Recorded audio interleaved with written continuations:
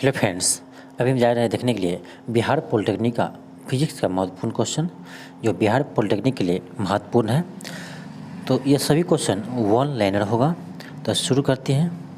First question है कि जल में एक गोलीय बुलबुला किस लेंस की तरह कार्य करता है। तो यह होगा अवतल लेंस की तरह। नेक्स्ट क्वेश्चन है किस धातु की विशिष्ट प्रतिरोध न्यूनतम होता है, यानी किसकी धातु की विशिष्ट प्रतिरोध न्यूनतम होती है। यह होती है चांदी की।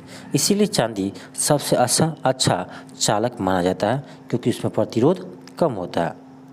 नेक्स्ट क्वेश्चन देखते हैं। नेक्स्ट क्वेश्चन है, देखिए इसमें है, यह आपको दिया है, इसमें कह रहा है ए बी के बीच समतुल्य प्रतिरोध होगा। अब आप यहाँ देख सकते हैं कि जो ये है 2 ओम और 2 ओम, ये दोनों किस में पैरेलल में।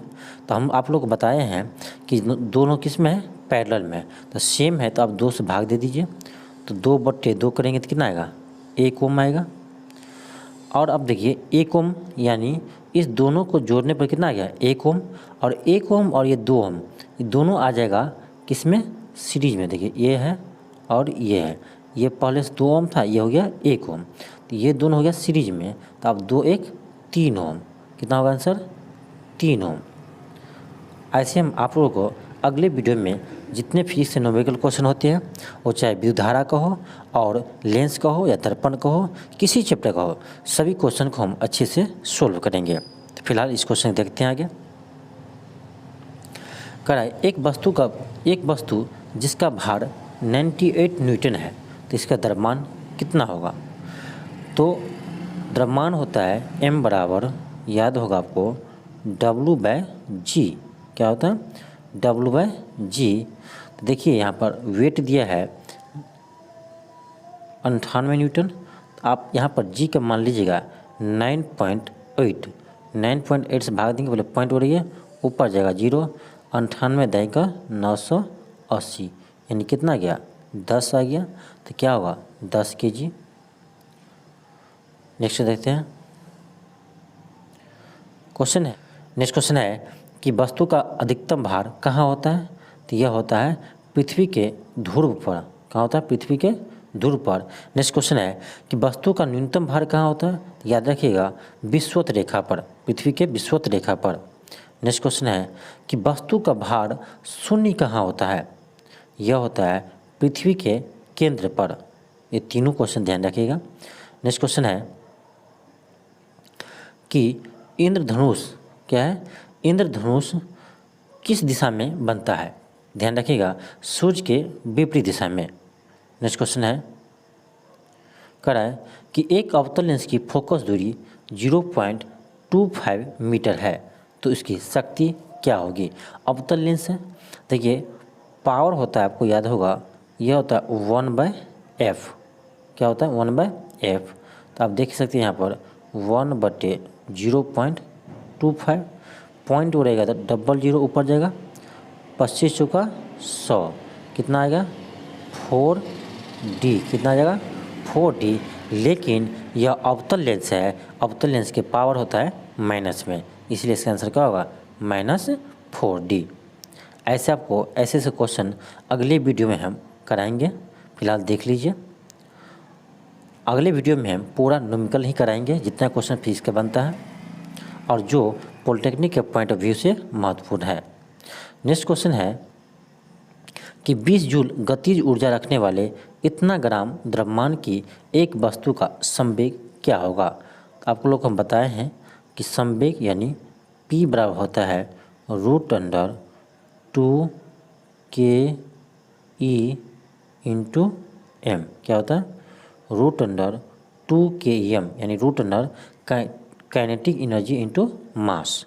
तो आप यहाँ लगा सकते हैं, कीजिएगा 2 गुने काइनेटिक एनर्जी कितना है, 20 जूल है, गुने मास कितना है, तो 100 ग्राम है। तो 100 ग्राम बोल सकते हैं 1/10 kg। 0 काट दिए, 2 दूनी 4, 4 रूट में आ गया 4, तो 4 का वर्गमूल कितना होता है 2, कितना होगा 2।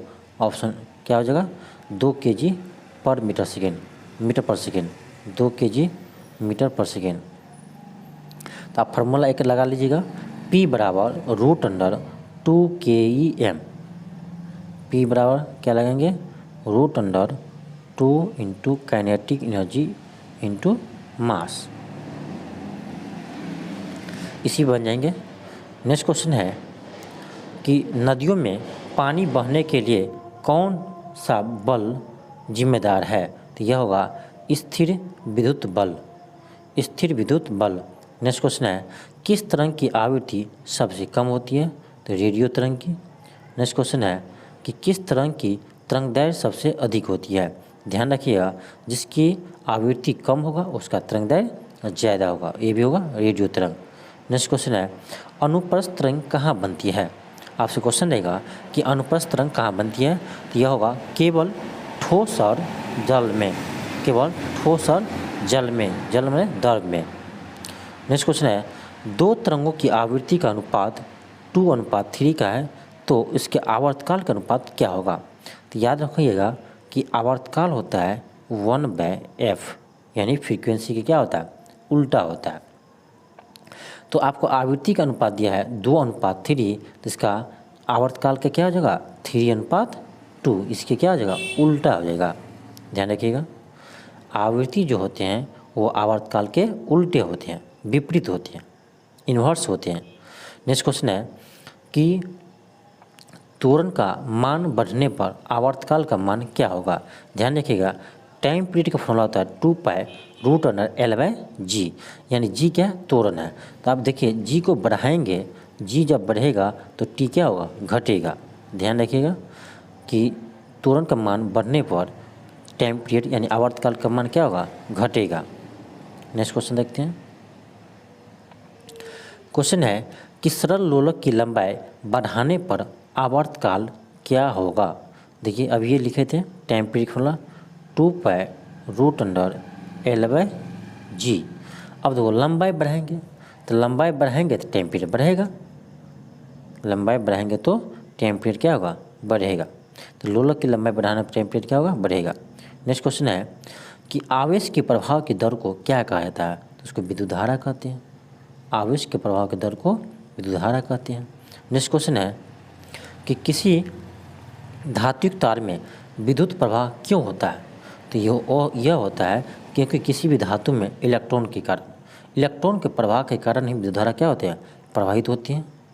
इलेक्ट्रॉन यदि किसी वस्तु में नहीं है, किसी पदार्थ में, तो उससे विद्युत धारा प्रवाहित नहीं हो सकती है।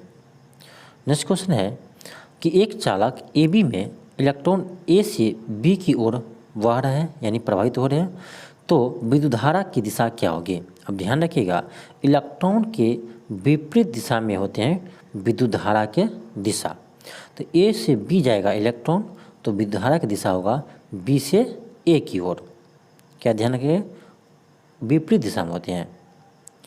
अब नेक्स्ट क्वेश्चन है जूल पर कूलम किसका मात्रक है, तो यह होता है वाट का, किसका वाट। नेक्स्ट क्वेश्चन है कि घरेलू विद्युत परिपथ में एमीटर को किस क्रम में जोड़ा जाता है, तो याद रखिएगा श्रेणी क्रम में, किस में जोड़ा जाता है श्रेणी क्रम में। आपको यदि पूछा जाए कि वोल्टमीटर को किस में जोड़ा जाता है, तो ये जोड़ा जाता है समांतर क्रम में, ध्यान रखिएगा समांतर क्रम में।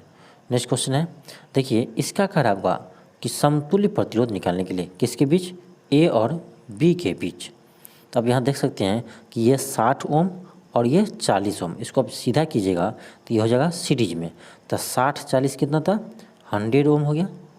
अब यह 100 ओम देखिए ऐसे, ये 100 ओम हो गया, नीचे में कितना 100 ओम है, तो यह दोनों हो गया समांतर में, तो यह भी 100 है, यह भी 100 है, सेम है, तो आप 2 से क्या कीजिए डिवाइड कर दीजिए, तो कितना होता 100 का था 50, इसलिए क्या होगा इसका समतुल्य प्रतिरोध 50।